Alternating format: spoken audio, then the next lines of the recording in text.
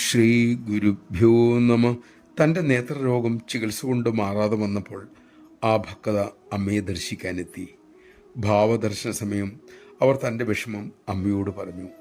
കാരുണ്യമയി അരുളി, മോൾ വിഷമിക്കല്ലേ, ശുദ്ധമായ കുറച്ചു മഴവെള്ളം കൊണ്ടുവരൂ.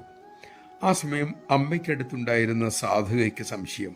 അവർ ചിന്തിച്ചു, ഈ കടുത്ത വേനൽക്കാലത്ത് എവിടെ നിന്നാണ് മഴവെള്ളം ലഭിക്കുക? 1-2 ദിവസത്തിനുള്ളിൽ നല്ല മഴയുണ്ടായി.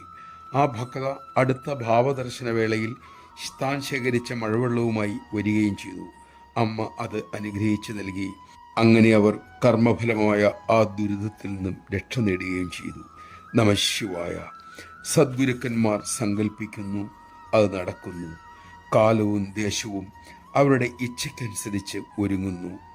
സദ്ഗുരുകൃപ സ്വീകരിക്കാൻ തക്കവിധം നാം യോഗ്യരാകുകയാണ് നമുക്കുള്ള ഒരേ ഒരു ചുമതല. അതിനായി അമ്മയുടെ അമൃതമൊഴികൾ നമുക്ക് ശീലിക്കാം.